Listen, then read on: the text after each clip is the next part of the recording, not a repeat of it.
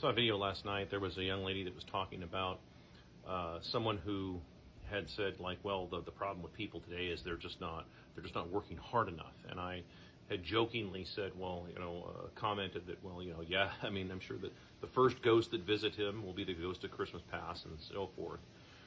But be it as it may, I figured I'd actually like to weigh in on this a little bit. First of all, Merry Christmas to everybody. But also, when someone says that people just need to work harder, let me teach you a negotiation trick.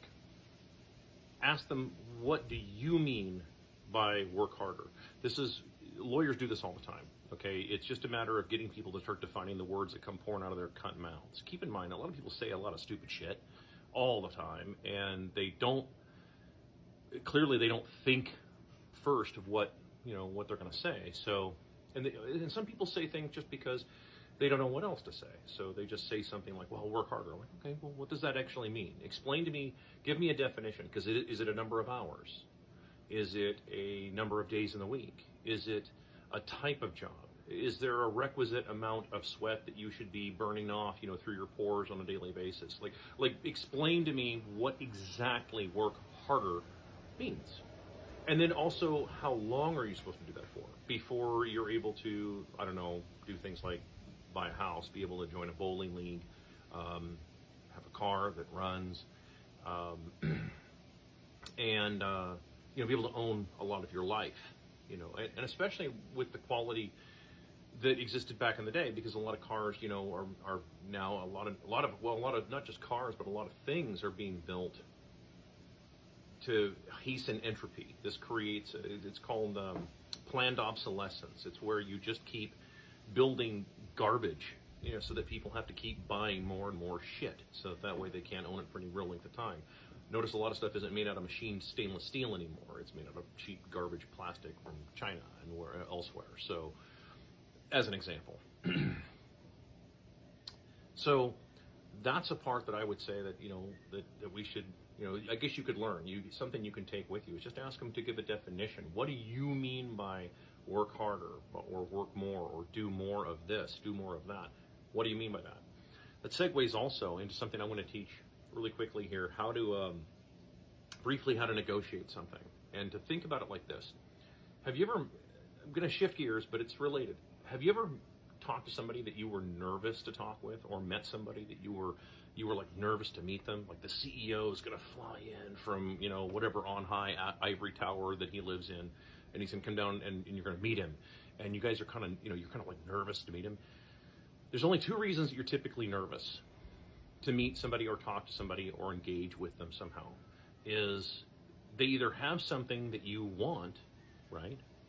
Or they have the ability to take something you have away.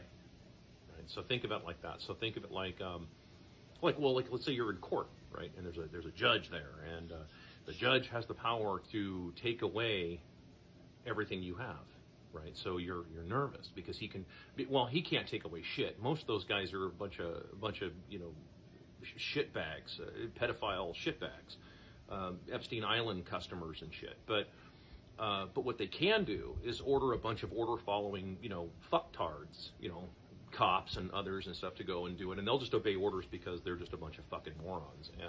And they, their money, their life is worth more than yours, right? That's how they see it. The police see themselves as their existence is more important than anybody else's existence. And this is evidenced by them being willing to go out and just murder everybody if they have to, if some judge tells them go forth and do so. So that's why you're nervous to meet these people. And by the way, I don't feel bad about tearing into a few of you people on this kind of stuff, because the shoe fucking fits. And some of you have been doing this shit for way too fucking long. You haven't stopped and thought about a goddamn thing, and it shows. I'm rapidly losing respect for a lot of people out there. Particularly people who claim that they're in fucking power, So, anyway, if you're nervous, it's going to show. This is the season, right? This is Christmas, so you can watch the movie It's a Wonderful Life. If you haven't seen it, it's a great economics lesson. I could spend 4 hours breaking that movie down. There's so much to learn from that. not just from the cinematic standpoint, but from the business implications of it.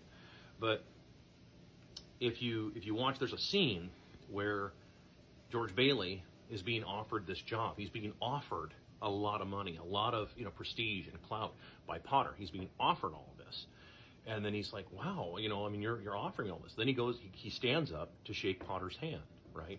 And then he immediately pulls his hand back and he does one of these things, right? Where he's like, I don't have the camera, but shot's not wide enough. Anyway, but he realizes that Potter was actually the one who was nervous. It wasn't Bailey. Bailey wasn't nervous. He wasn't, he was like, hey, I don't want anything from you. See, if you don't want anything from him, you're not nervous. The same thing with dating, right? I mean, you see some really attractive guy or attractive girl or something like that, and you're like, oh, I'm nervous. Yeah, it's because you want something from them, right? If you don't want anything from them, it's almost impossible to intimidate you. And if they can't take anything from you, then it's almost impossible for them to intimidate you or make you nervous. It's one of the reasons why poverty is used as a weapon. It's used that way to make sure that employees always fear, that, oh my God, the boss is going to come in, he's going to fly in from his ivory tower and he's going to fire a bunch of people, etc. No, I mean, if the guy gives you any guff, I mean, you don't take any fucking guff off these swine, man. No, just tell him, dude, fuck you, I quit. Give him the finger and walk off. Maintain your self-respect. There isn't an amount of money. The reality is there's very little on this planet that any man could give me that I would really want anymore. Especially looking at the state of things. So I'm teaching you this stuff, even though this is a bit random. I understand that this video is kind of random, but this stuff is all related. This is all stuff that's all part of the deal. And I'm seeing so many folks that get nervous around this. Look, so when someone says, "Oh, just work harder," like, dude, get up in their face about this shit and say, "Dude, stop! Shut your fucking hole, dude. Tell me what the fuck you mean by work fucking harder. Explain it. Explain it. Give me your definition, because a lot of times these people run flat. They got nothing. As with most people. That's why I don't even read half of the comments that I get on some of these videos. It isn't because I don't like some of you guys. I like you guys just fine. But a lot of the comments are people, first of all, you know nothing of my work. Many people who comment on this stuff, you know nothing of my work. You haven't followed any of the stuff. You haven't really followed along with the conversation. And there isn't really anything that you could give me, right? I don't want anything from you. I've made that very clear on many occasions. So I hope those couple of things actually help. But make sure to get back in people's face. When they say things like, work harder, what the fuck do you even mean by that? Explain that shit. I want you to dial it down. And rather than just make some silly statement like work harder, why don't you do you have any solutions? What are your solutions, sir? What precisely should people be doing? What degree should they get? Engineering? Okay, so we could put, let's have another 10 million engineers, because there's jobs for 10 million engineers? Welders? Because there's need for 10 million more new welders? No. Eventually markets flood. They saturate. I've covered this on many fucking occasions. So no, what exactly is your idea? I know what mine is. I've been over it many times. And that's to, first of all, have a real honest economy and let the markets actually fix themselves. And they will fix it very quickly, and people will gravitate to where they want to go naturally. Either it's doing a job that somebody else doesn't want to do, right?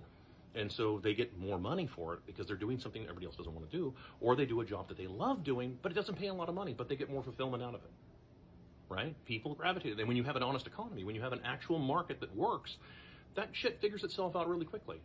When you keep destroying the currency, you make this all but impossible. Have a Merry Christmas. Enjoy dinner. If you have family over, make sure to bring all this stuff up and get in their face with it and completely trash everything and stuff. It'll be lots of fun. It'll be talked about for years.